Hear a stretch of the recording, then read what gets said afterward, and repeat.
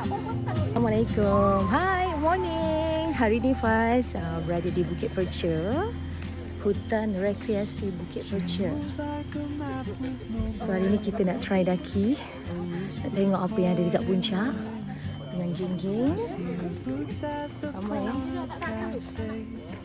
Kak Nizam pun ada kat belakang tu. Okay. So let's go. Bismillah.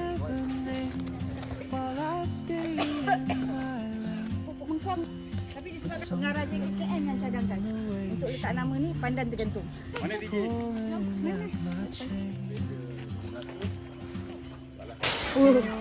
Contoh macam ni kan. Kita nak tunjuk dia. Macam ni. Stesen 7 tu sebelah. Checkpoint dia. Banyak lagi benda yang kita harus kena buat. Dia tahu.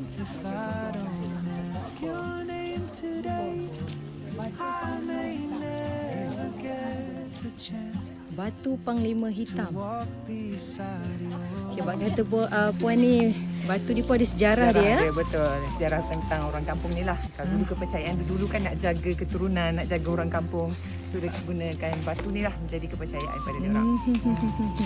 So guys, tengok. Ini dia Batu Panglima Hitam.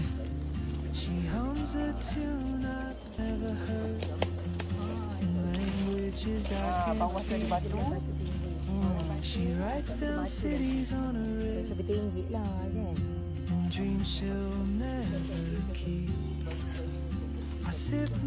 Ada banyak lagi tempat dan flora kita boleh explore dekat Bukit Perca ni guys.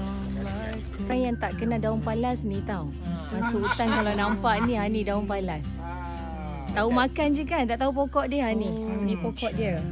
Betul tak Tok? Ya, betul. Harap dia orang ada ambil tau. Hutan mana itu? Jom, kita jalan lagi ke depan. Generasi pertama, yang lelaki tinggal 4 orang aja.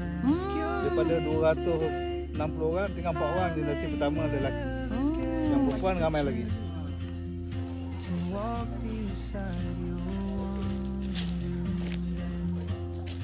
Sampai dah. Nampak tak batu-batuan tu? Bukit Perca. So boleh ambil gambar.